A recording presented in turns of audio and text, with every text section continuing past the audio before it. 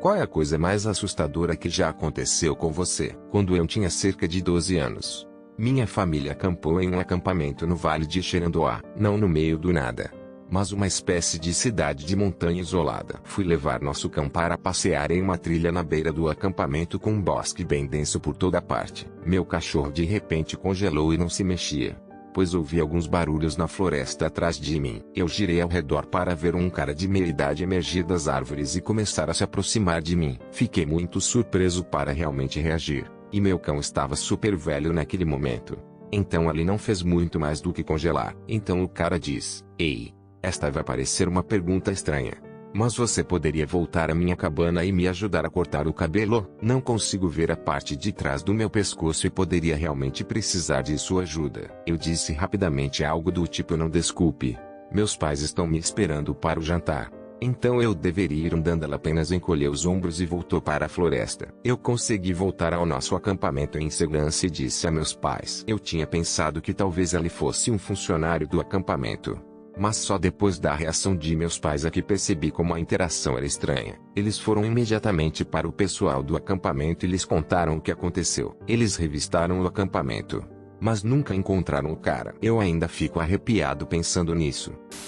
Já estava no pior encontro da minha vida com um cara pouco coerente, que cheirava como se não tivesse tomado banho em uma semana. Eu estava deixando em sua bicicleta depois de um copo de vinho em um bar de vinhos chique onde ele conhecia um cara que não estava trabalhando naquela noite. Então adivinha quem tem 2 polegares e pagou pelas 2 bebidas? Esse cara. De repente, o cara grita "look out", e eu bato os freios. Perdi de ser demolido por centímetros por um jato de SUV em alta velocidade através de um sinal de parada e atravessar uma estrada arterial a 70 km/h. Mais tarde descobri que ele chocou com a casa de alguém pouco depois. De qualquer forma, eu tremia como uma folha depois disso. Aquele cara salvou nossas 2 vidas. Gostaria de poder dizer que foi um encontro engraçado, mas nunca mais o vi. Na faculdade, em um fim de semana, fui dormir em uma casa de amigos e acordei cedo pela manhã, mais ou menos 7 da manhã. Decidi caminhar 5 minutos de volta ao meu dormitório para dormir um pouco mais em minha própria cama. Ao chegar perto do meu dormitório, notei um homem me seguindo. Ninguém mais está andando. Ele também não parece ter envelhecido na faculdade. Eu começo a andar rápido até a porta da frente. Foi depois que o segurança noturno, também conhecido como estudantes pagos, saiu. Então não havia ninguém na porta. Ainda tive que passar meu cartão de identidade para entrar e ela estava muito perto de mim. Eu roubei meu cartão e ela entrou antes que a porta fosse totalmente fechada e trancada de novo. Subi um lance de escadas até o meu andar e desci um corredor de 80 pés até o meu quarto. Ao apalpar com minhas chaves, vi o homem entrar no passadiço. Olhando para a esquerda e direita para ver para onde eu ia, escorreguei no meu quarto e tranquei minha porta. Não adormeci de novo naquela manhã. E para todos que perguntavam, isso aconteceu como 5 meses depois que um cara invadiu meu dormitório enquanto eu e meu colega dormíamos, apenas nos observando. Ele acabou saindo. Não me lembro quanto tempo passou entre acordar e ver uma pessoa entrar em nosso quarto, pensando que era meu colega de quarto. E quando eles saíram desde que eu adormeci, chamei a segurança do campus para isso. Não para o cara assustador que me seguiu. Não sei por que não o fiz. Por fim, alguns anos depois, logo após a minha graduação, algum homem foi pego dentro do meu antigo dormitório, tentando invadir quartos. Ele era velho e tinha uma barba branca. Ele também tinha uma faca. Eles o chamavam de Papai Noel no jornal da escola. Sou uma menina de 21 anos e me mudei para uma nova cidade para a faculdade e estava tentando fazer amigos. Havia uma loja de quadrinhos perto do meu apartamento e eu me inscrevi em um grupo de masmorras e dragões. Usei meu primeiro nome, número de telefone e um endereço de e-mail de um jogador. O funcionário da loja e eu tivemos uma conversa casual sobre a série de quadrinhos favoritos. Ambos gostávamos muito do Batman. Então conversamos por uns bons 15 a 20 minutos antes de eu comprar um livro com meu cartão de crédito. Por volta das 21 horas, o funcionário me mandou uma mensagem como: "Ei, este é o funcionário da loja. Gostei muito de conversar com você hoje." Fiquei um pouco enervado com isto porque a única maneira de ele ter meu número de telefone era por causa da folha de inscrição da AD&D. Eu realmente não queria responder no início, mas não queria parecer antipático e não ser convidado para o grupo de masmorras e dragões.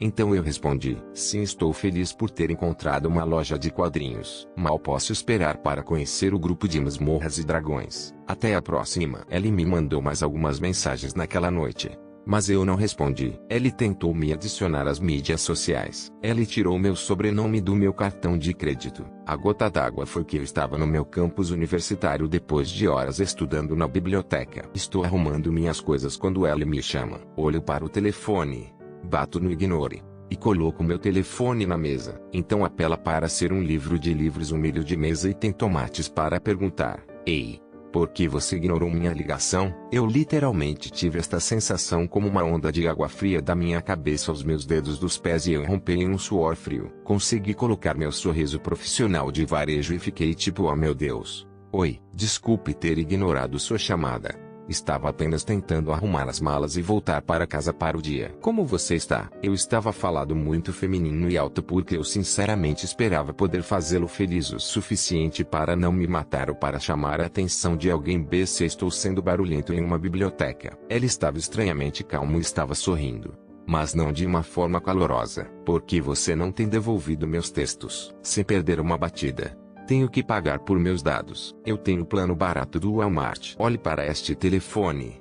É antigo. De qualquer forma, mal posso esperar pela DND na sexta-feira. Estou tão pronto para socializar e relaxar. Depois ele falou sobre a campanha e os papéis que estão abertos, etc. Ele pediu para me acompanhar até meu carro e eu menti: não.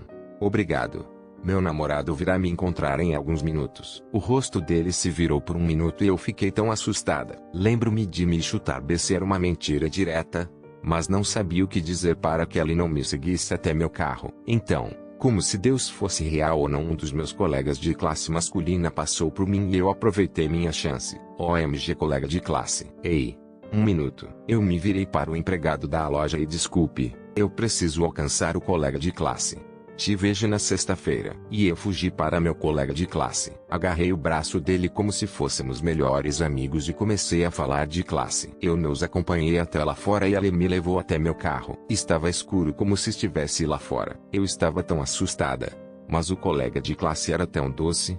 Ele entrou no meu carro, arrefeceu um pouco e eu levei até o carro dele. Eu nunca mais voltei para a loja de quadrinhos. Ainda vou a convenções e vi o funcionário da loja algumas vezes, mas nunca mais conversamos. Um sábado à noite saí para tomar uns drinks com amigos. Saí do bar e voltei para o meu apartamento onde moro sozinho. Entrei na cama e adormeci. Na manhã seguinte, meu amigo me enviou uma mensagem no WhatsApp dizendo: envie-me as fotos de ontem à noite. Então folheei todas as fotos da noite anterior para encontrar pelo menos 20 fotos minhas dormindo, e no fundo da foto a sombra de alguém na parede, segurando claramente meu telefone, tirando fotos todas datadas e cronometradas durante o tempo em que eu estaria dormindo. O que aconteceu em seguida? Tive um ataque de pânico total. Dei meu telefone para a polícia. Mudei-me com minha irmã e seus filhos até encontrar um novo lugar. Disse ao senhorio que eu tinha que encurtar meu contrato e ele disse que também se mudaria. Até hoje, nunca chegamos ao fundo da questão. Tenho alguns, mas vou compartilhar um tempo em que acreditei que minha vida estava em perigo. Minha irmã era uma babá para um casal de pais, em um subúrbio de luxo. Ela pegou pedras nos rins e perguntou se eu poderia substituí-la porque eu tinha experiência com babás e poderia ficar com ela quando ela estivesse doente. Fui para ajudar. Estas pessoas estavam realmente lá fora, mas foi apenas por alguns dias. A mãe foi a um concerto com sua namorada naquela noite. O pai não morava lá porque eles estavam separados. Eu tinha acabado de conhecê-los.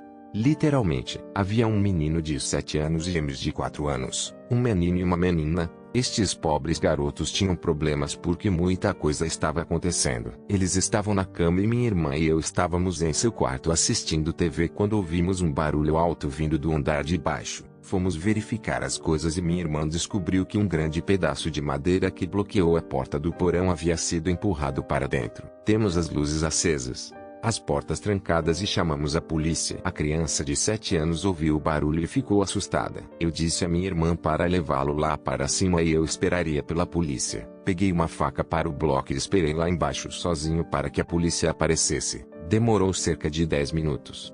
Mas pareceu-me uma eternidade. Não sou uma pessoa violenta, Mas só conseguia pensar que havia crianças inocentes lá em cima e se alguém a atacasse eu precisava protegê-las. A polícia nos disse que não encontraram nada e foram embora. Não conseguimos falar com nenhum dos pais durante todo este tempo. No dia seguinte, eu estava brincando com as crianças no pátio. Eu estava empurrando os gêmeos nos balanços quando a criança de 7 anos disse que achou algo legal e queria me mostrar. Era uma faca. Perguntei-lhe se eu podia vê-la. Por favor. Eu não queria assustá-lo. Levei-o para dentro e chamei a polícia. Infelizmente, tive que tocá-la para afastá-la do garoto. Não era uma faca pequena e estava junto à entrada do porão. Eles nunca encontraram a pessoa. De volta à universidade, fui ao banheiro. Quando saí de lá estava um cara que eu nunca havia visto antes, esperando no corredor, junto ao banheiro feminino. Ele começou a falar comigo como se me conhecesse e continuou pedindo ajuda em uma tarefa específica. Eu continuava dizendo a ela que eu não estava naquela classe enquanto tentava fugir. Cada vez que eu dava um passo para o lado para passar por ele, ele me bloqueava e caminhava na minha direção, encurralando-me de volta ao banheiro a cada passo. Mesmo que fosse em plena luz do dia, eu ficava aterrorizado e podia dizer por seu comportamento que algo não estava certo. Minhas costas estavam até a porta do banheiro e quando ele começou a tirar algo de sua mochila, eu nunca vi o que era porque naquele exato momento outro cara passou e perguntou se estava tudo bem e o primeiro cara saiu muito rápido. Eu morava a cerca de 5 quarteirões de meu trabalho, barista de estande de expresso, e estava andando para o trabalho uma manhã por volta das 8h30 ao longo de uma rua muito movimentada. Havia um gatinho Jack in the Box na esquina da barraca de expresso enquanto eu passava pelo estacionamento. Um cara em um carro de força dos anos 70 me parou para perguntar se eu sabia onde ficava e onde ficava a escola secundária. Eu disse a ele que era do outro lado da cidade, mas ele insistiu que havia um bem no bairro onde estávamos. Havia uma escola particular a alguns quarteirões de distância, mas não era uma escola de ensino médio. Enquanto eu falava com ele, seu passageiro tinha saído e andado na calçada. Então ele estava atrás de mim. Eu lhes dei instruções para a escola particular. Literalmente desça essa estrada a 3 quarteirões. Vire à esquerda no duplex marrom com os pinheiros no pátio da frente. Dirija mais 2 quarteirões e você está no estacionamento. Mas eles estavam apenas certos de que se perderiam. Eles realmente queriam que eu entrasse no carro e fosse com eles. Todos os cabelos na parte de trás do meu pescoço estavam em atenção. Eu disse a eles que meu chefe estava me esperando e apontei para onde não só meu chefe estava, mas um monte de caras maiores do centro comercial de instalação de tiras de para-brisas do carro estavam de olho na situação. Eu tremia ao atravessar aquela rua. Alguns dos caras maiores do para-brisas se cruzaram para me encontrar e os caras do carro decolaram. Minha avó tem uma casa de praia de verão e você só pode chegar lá de barco. Uma vez, pegamos o barco para ir até a casa, mas o barco direto para cima parou de funcionar bem ao lado de algumas rochas muito afiadas.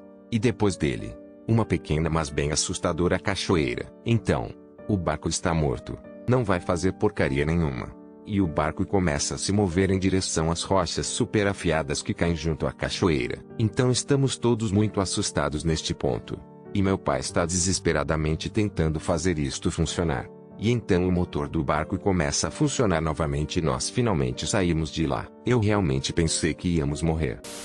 Quando eu tinha 13 anos eu estava caminhando para a casa de uma casa de amigos às 10 da noite e minha casa estava a poucos quilômetros de distância e eu tinha cerca de 1 milha para percorrer até voltar para minha casa.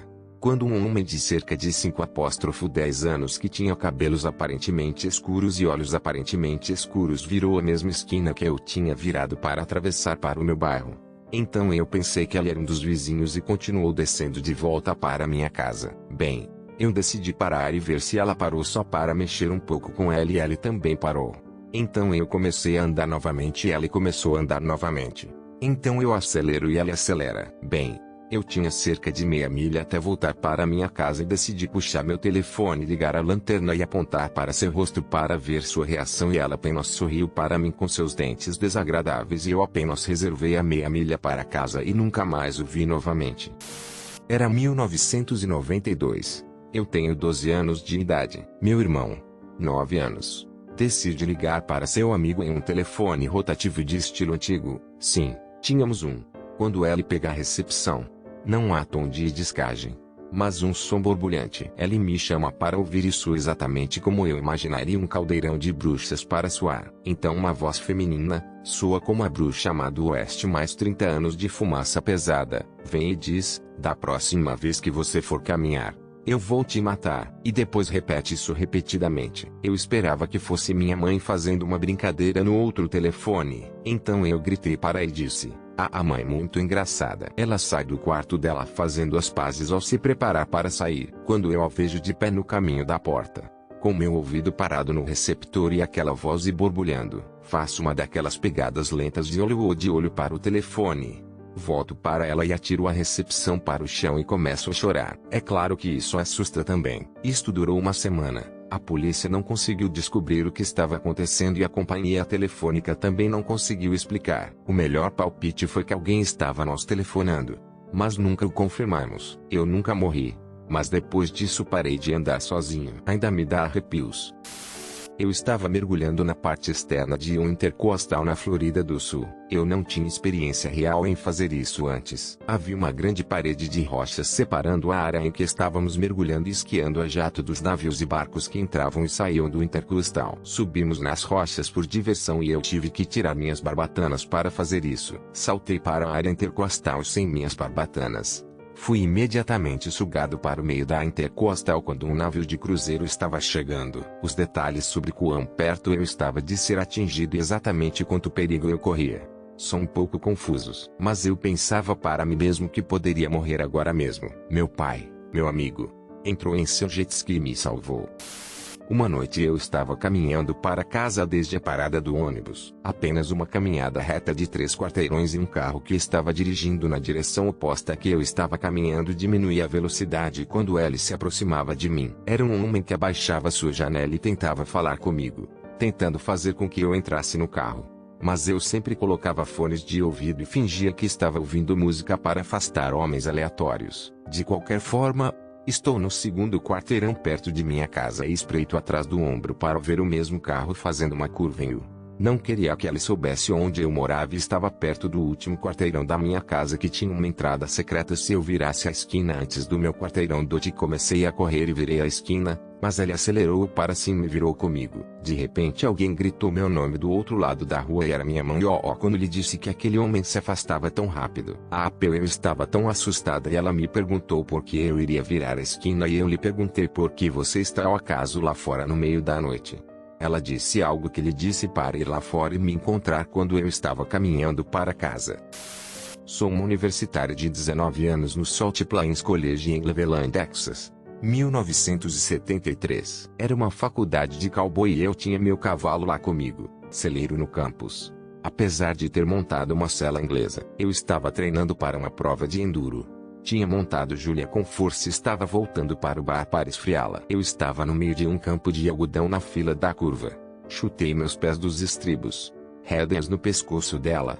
Braços cruzados no meu peito. Ela estava andando muito relaxada, de cabeça baixa e balançando quando levantou a cabeça e olhou atrás de nós. Peguei minhas rédeas e estribos e me virei na sela. E logo atrás de mim estava um carrinho de passeio azul pó com 2 homens dentro.